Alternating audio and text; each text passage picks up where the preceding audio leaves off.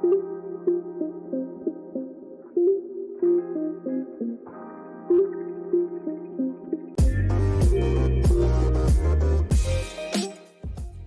to all the Rugby League diehards and welcome to another episode of Six to Go, Belgium's #1 Rugby League podcast still.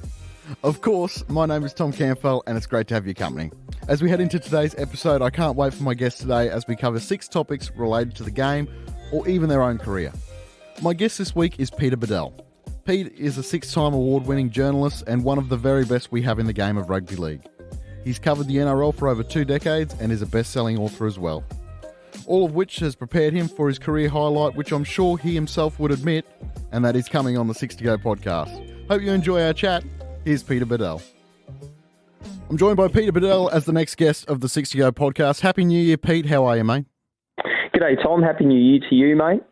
It's an exciting year, this one, and I'd like to start off with Payne Haas' situation, if we can.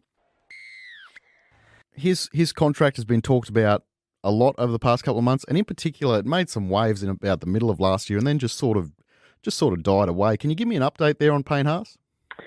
Yeah, well, it's funny, Tom. I've been probably at the coalface of most of those reports, as you know, covering the Broncos on a daily basis. And look, this is where it stands. So the Broncos board have approved a 6-year extension for Payne Haas. Now, he's currently off contract at the end of 2024, so they've agreed to add another 3 years onto that current deal. So it's effectively a 6-year upgrade from 2021 through to the end of 2027. So that the board has ratified that deal to be put to Payne Haas. Now, it's up to Payne to decide whether he wants to sign it. Now, at this stage, he hasn't done that.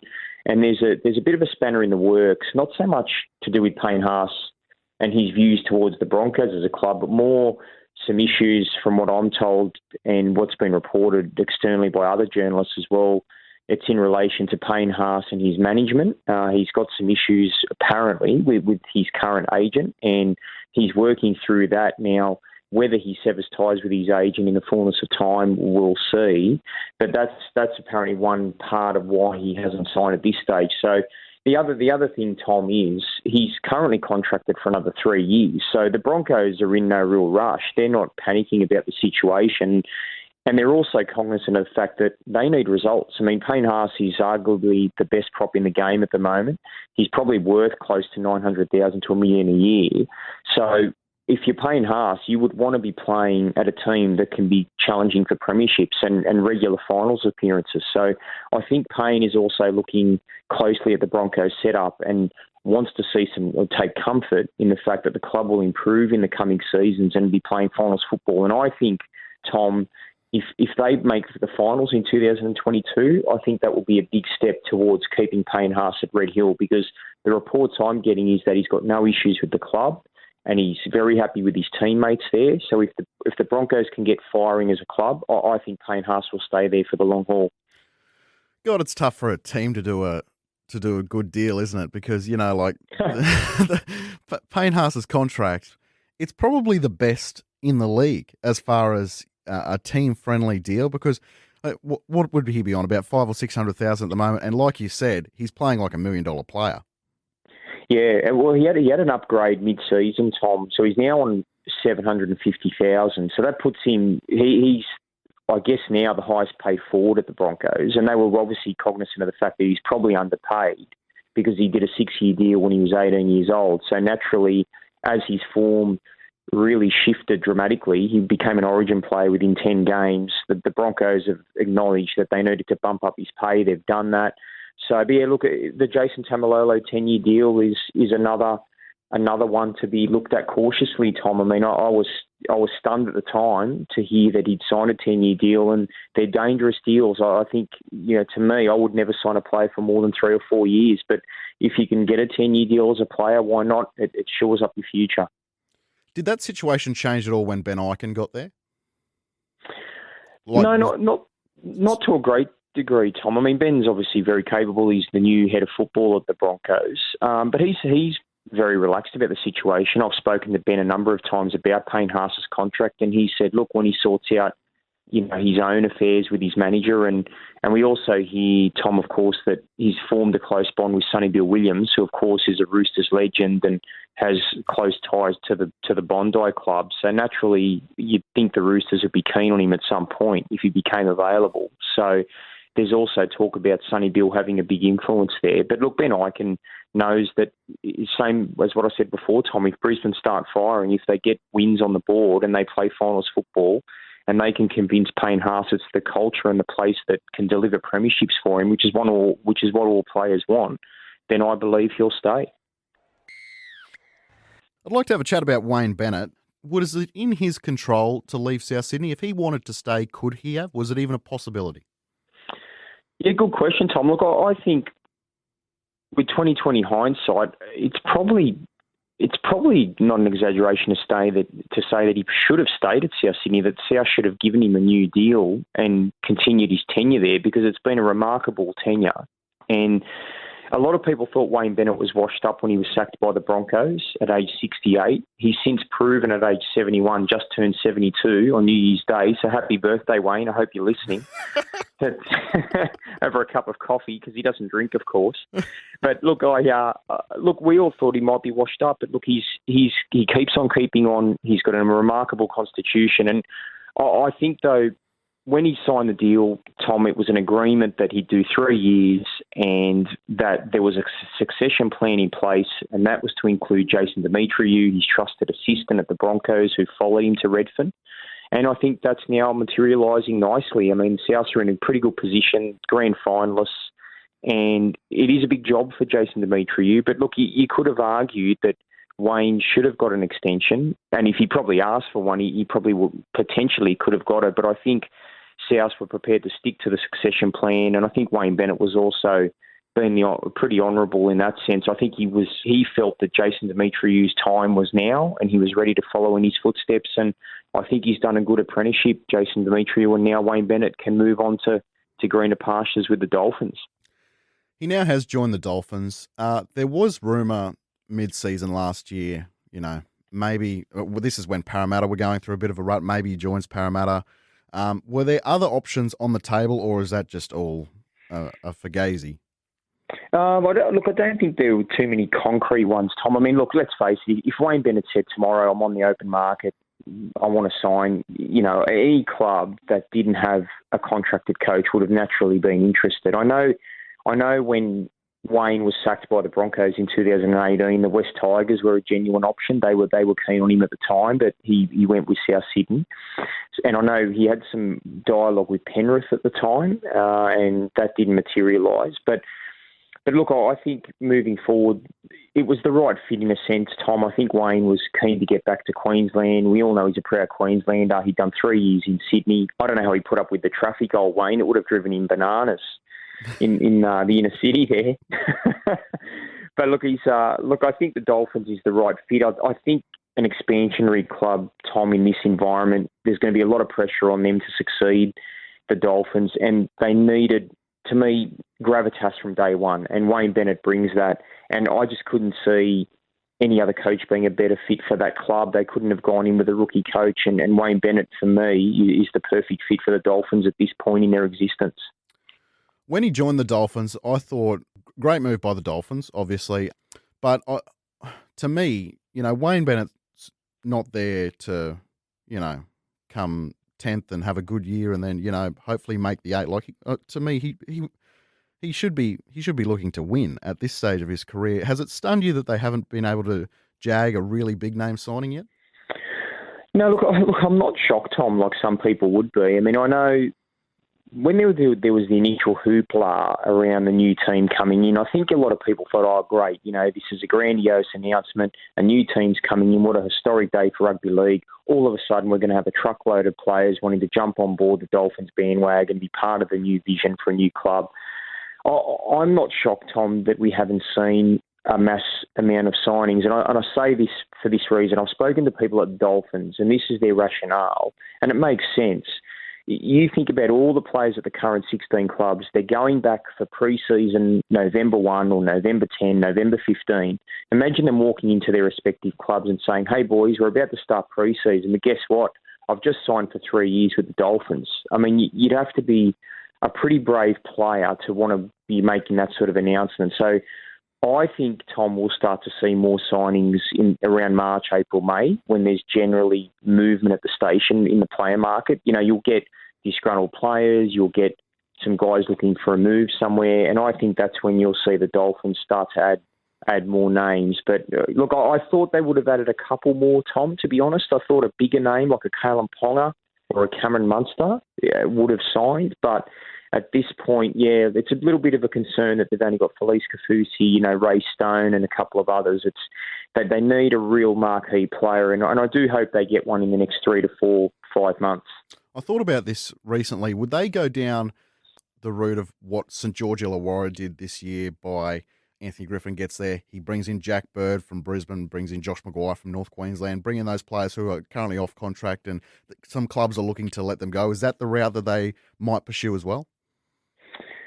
Yeah, well, I think, Tom, they'll really take whatever they can get at the moment. Fair enough.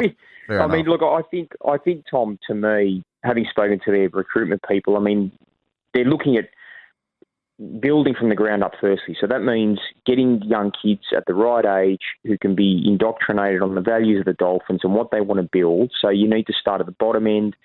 And then obviously, I think you want a big fish. You want one or two big fish at the top. Yep. And then the middle will sort itself out just through the natural evolution of the player market. I think signing players, for example, Tom, numbers 8 to sort of 21, 20, I don't think that will be a problem. Yep. I think the problem is getting your top 5, your big 5. And I thought the Titans are a wonderful template, Tom. In 2007, they signed an outstanding group of players. They signed Scott Prince, who was their playmaker. They signed Luke Bailey, who was their grunt man in the middle. They signed Preston Campbell, who they identified as the people's champion that they could relate to and would come to games. So that's the sort of mentality the Dolphins need. I think they need to identify 3 or 4 blokes and look at key pillars, certain things that they'll bring to the club, what they can do for the fans, and how they can attract other players. And I think for me, Tom, looking at the market right now, I think they have to get Kalen Ponga. I think he's a must. He's got an option in his favour for next year, which makes him available. And we know there's been some turbulence at the Knights. So if I'm the Dolphins, I'd go all out for Ponga, and then I think he'll be a magnet for other players. We mentioned Jason Demetrio earlier. He takes over from Wayne at South Sydney, obviously. He's in an incredibly rare position, isn't he? Usually a coach takes over from a bottom 4 dumpster fire, but he gets handed a grand final team. And what sort of pressure is there on him going into next season? Because they did just go to the grand final. Yeah, he's been given a Ferrari, Tom. I hope he can drive one. I think he's on enough coin at Redfern to buy one, JD. But no, look, I think it's a wonderful opportunity for Jason. Look, I've known him. I dealt with him at the Broncos and previously when he was at the Cowboys and assistant to Paul Green in the year they won the comp in 2015 at North Queensland. I think he's he's at the vanguard of the next super coaches for me. I know that's a big statement, but I have a huge rap on Jason Demetrio. I think he's going to be a very good NRL coach. I think he's got the temperament. Anyone you talk to knows his tactical ability is second to none, so he reads the game well, and he's got a very good ability, Tom, from my dealings and just talking to players in and around him. He's got a great connectability with players. He understands what they need. He's got a good feel for people. He's a people person. So you mesh tactical ability, people skills, and work ethic, which he's shown he's got because he's won 4 titles in the lower tiers. And I think you've got the makings of a very, very good NRL coach. And I don't think, look, it's batting after Bradman, replacing Wayne, but I think they'll make the finals next year. I don't think they'll win the comp South, so they've lost too much quality players. Yep. But I think Jason Demetrio will get them to the finals, and that will be a great launch pad for a very good coaching career. I'd like to have a chat about Paul Green. Paul Green leaves the Cowboys halfway through the season to chase the Broncos gig, doesn't get that, takes the Queensland gig, leaves after 1 season. Was there an option in his favour to leave the Queensland job? So it was a bit of a mutual agreement, Tom, where I think Paul, having spoken to him about this, he was a little bit blindsided to a degree. I mean, he was keen to coach on. He wanted to do the job, make no mistake about that, in 2022. But I also understand that the QRL had the view that they wanted more certainty than just a year-to-year proposition. I think they were done with guys just, for example, like a Kevin Walters, who suddenly got the Broncos job, said to quit as Queensland coach.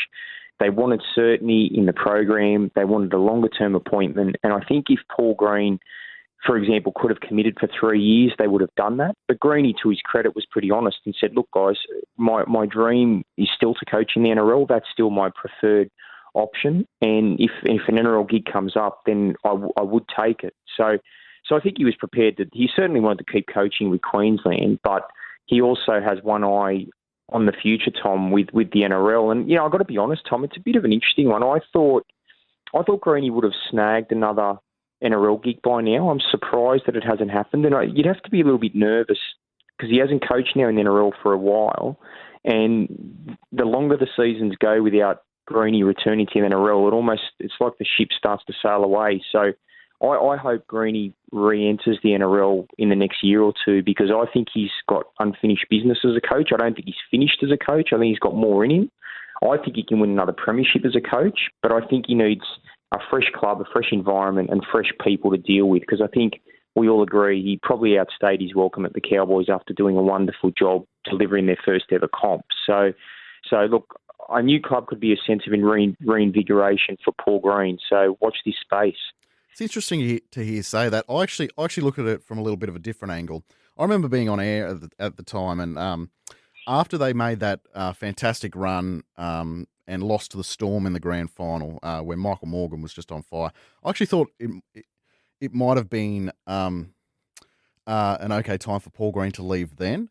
And I think that was at the time Wayne was leaving the Broncos as well. So maybe there was an opportunity to leave there as well. But to me, they did fail to evolve over the next couple of years. And I actually think that a year or two out of the game might do Greeny the world of good. What's your thought on that angle, that it might actually do him some good to have a year out of the game? Yeah, it's not a bad point, Tom. I mean, gap years work in all stages of life, don't they, in all various forms. I mean, I think it could be an advantageous thing for Paul to take stock of where he failed ultimately at the Cowboys, but largely where he succeeded. I mean, he had 7 years overall, and 5 of them were very good. I mean, he did a remarkable job there, winning a comp, their first ever comp, and then getting him to, as you said, Tom, to that 2017 fairy tale grand final appearance. So he's no mug, Paul Green. I still rate him among the better coaches in the game, and I think he's ready. I think he deserves another opportunity, but I think you're right. Sometimes taking a step back, you can have a fresh lens at some of the mistakes you made and how you can improve yourself as a person. I think there's some man management issues, and we often hear whispers about Greeny with dressing room problems, and is he probably too cynical at times or too hard on players at times? And I know Greeny's tried to work on that to be, more personable with players, and I think the Queensland players seem to warm to him. So look, I think you're right, Tom. I don't think he's finished as a coach, and maybe a year or two away is just restoke the fire and giving him another sense of motivation to come back a better NRL coach. Billy Slater takes over from Paul Green as Queensland coach. He's never been a head coach, obviously, but he's pretty much done everything else. We've seen his influence at Melbourne with players of Nico Hines and Ryan Pappenhausen, and Craig Bellamy credits a lot of their success to him. What do you think of the QRL's decision to go with Billy? Because Billy was in the frame with Paul Green to take it on last year.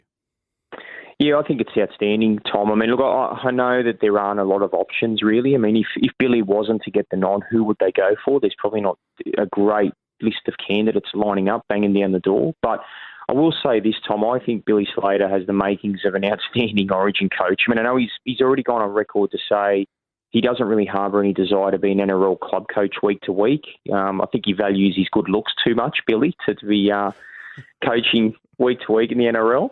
But look, I just think he's tailor-made for Origin coaching, Tom. I mean, to me, you've got to have a different skill set as a coach at Origin level. I think it's less about the X's and O's for me, and it's more about engendering what origin means and what the jumper means. And Billy Slater played, 31 origins for Queensland. If anyone understands what it means to succeed for Queensland, to play for Queensland, there's very few men who have done what Billy Slater have done in the origin arena. So he's tailor-made for it. I think he gets it. I think he'll communicate that well to the players. I don't think he'll get bogged down so much in tactics, but I think he'll have an instant respect from the players, having been there and done that. And I know, even just watching him or listening to him in his commentary, Tom, with Channel 9, he's got an outstanding football brain and he articulates himself well. He crystallises information well. And I think he'll give players very good clarity of message.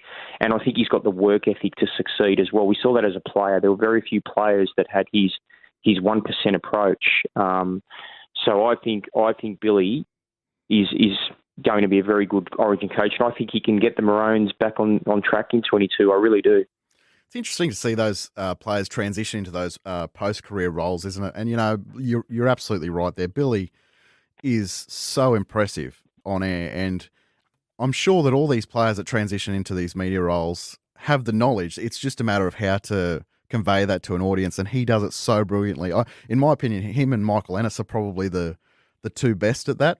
And I'll tell you this, Tom, too, just on Billy, this is a great story that someone at Melbourne told me when he was a player. Yep. It's a tactic it's most NRL players would be aware of the term, the pendulum. And I can't explain it completely, but if I mention it to NRL players, they'd know that it's to do with basically the pendulum. It's the connectability or the interactions between the fullback and the two wingers and how they move at certain parts on the field, almost like a pendulum together. Yep. And I know Billy would get angry if his wingers weren't in certain parts of the field on the pendulum. Like, he was so detailed. He was so driven that you had to be in the right space in the pendulum. You had to have it working perfectly to make sure that Melbourne had the best chance of success on a kick return or starting a set. So that's the sort of attention to detail I'm talking about. Billy as a player was so passionate to get the best out of himself, and I think he'll bring that passion to coaching, and I think he'll get the best out of every player he coaches at origin level. That's fascinating, and the prospect of him working with someone like Kalen Ponga is great as well for any Queenslander. Oh, unbelievable. I mean, and I know Kalen would have great respect for Billy and what he's achieved. So, look, yeah, it shapes as a great series, Tom. I know the Blues are forging a dynasty at the moment, and I'm probably silently a little bit happy about that, Tom, because I'm a Blue at heart, believe it or not. I have to confess to the listeners, I was born in New South Wales. I'm from Maroubra, a proud Bra boy, 2035. But the last 15 years I've lived in Queensland, so I'm a bit torn these days, Tom. A bit adopted. I qualify under the residency rule. That's what I say. There's players that have played Origin for different states for less credibility than that. Exactly. If Adrian Lamb can get a gig, why can't I? Will Wayne be involved at all in Origin this year? He's not actually head coaching this year. Yeah, look, I don't think so, Tom. Look, from what I understand, the QRL are looking to maybe have Wayne involved in a consultancy role or as part of a senior advisory board, but more to do with the sort of overarching program in terms of developing the next wave of coaches, looking at grassroots structures, where things can be bettered across the board and the program. I don't think you'll find Wayne at training day to day, chewing Billy's ear off and wandering around the paddock. I think, Billy's got his assistants. He's got Josh Hannay there.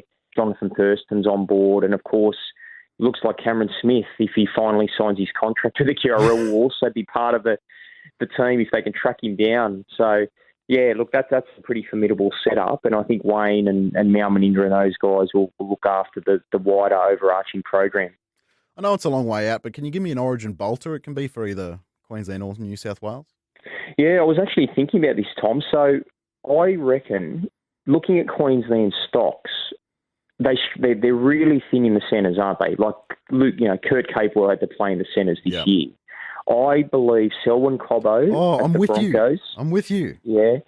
I'm a massive rap on Selwyn Cobbo. I've watched him even before he played NRL, and I remember someone ringing me and saying, this kid is the next Latrell Mitchell. And I then went and watched him and thought, wow, he moves like Latrell. He's got a great physicality. He loves contact on kick returns. And I think if the Broncos start the season well and Selwyn has a good start, I wouldn't be shocked. I wouldn't be afraid to pick him. He's 101 kilos and 190 centimetres. I think he's got the tools to be a good Origin player. It might be before his time, Tom, but if you're asking for a bolter, that Selwyn Cobbo could be one for me. I was thinking about who my bolter would be if I was to pick one before I asked you that question. And it's always safe to go in it with youth in a lacking area of Yes, a team. And of course. Cobbo, he fits the mold. He's very exciting and great minds. Yeah, actually, the other one, Tom, I thought about, let's hope Daly Cherry Evans stays fit, but if he was to get injured, maybe Sam Walker. Would you pick Sam Walker? I mean, I think he's a wonderful young seven, and they've got to start blooding for the future eventually. You know, Daly's turning 33, I think, next year. So, look, I think don't be surprised if Sam Walker makes an appearance in the next year or two. Yeah, that's really exciting. I'd like to ask you a question about your own career. What is your favourite part of being a rugby league journo? Well, it's not the pies in the press box, believe it or not, Tom. Everyone thinks it is. They just say, "Oh, do you get to go to the footy for free and just eat pizza in the box?" Yeah, I do. But no, I've got to say, Tom, it's a couple of things. I have a great passion to tell the fans something they don't know, because I remember I was 8 years old when I decided that I want to be a sports journalist. I just knew from that day that, as young as 8, that's what I wanted to be, and I was going to do anything possible to be one. And I always liked, as a young kid, I read every journalist. I read Peter Ferlingos, all the Ian Heads, the doyens of rugby league journalism. I would read everything to try and better, to prepare myself for the day that I'd be a sports journalist. And so I now love telling people things they don't know. I like informing the reader or the viewer. And I remember my first boss, Neil Cadigan, at Big League magazine, who paid me $29,000. I reckon he ripped me off, Caddo, but he's still a great man. He gave me great journalistic advice. He said early on, Pete, just never forget you are telling someone's story, and with that comes great responsibility. And that means I've never forgotten that line. I think it's a great sense of power, in a sense, that you have to have someone's words, and you can often do damage using those words in the wrong way. So I think to be able to have that responsibility and the trust of a subject sometimes for them to open up to you, and for you to then convey their story in a way that they would find gratifying and pleasing, that's what I love about journalism, and being a rugby league journalist. Also, Tom, the other thing for me, I love being on the inner sanctum on special days. So, for example, grand final day for me is always magnificent. Like when you walk into the dressing sheds at full time and you go into the winning sheds and you see the euphoria of a Jonathan Thurston hugging Paul Green saying thank you. When you go into the losing sheds and you see the tears, to see great athletes at their rawest moments, that's to me, that's what still lights the fire in me 25 years later to do this job. That I love it. I know it's a bit of a question without notice, but is there a yarn that you've gotten or a story that you've come across that's shocked you the most? Can you pick one out for me? Yeah, geez, there's been so many, Tom. Look, there's been a few that really rocked me. I mean, I used to write Ghost Wendell Sailor's column for the Sunday Telegraph, the great Wendell. He used to be Big Del and I was Little Del. That's what he used to call me. He was right. I was about 50 kilos lighter. But I had a really good, I formed a really good relationship with Wendell, and when it came to surface that he tested positive, of course, to cocaine, that was quite disappointing for me. Not almost as a journalist, I was almost like a mate to a degree. So I was quite disappointed for Wendell, and it was great to see him fight back and take ownership for what he did.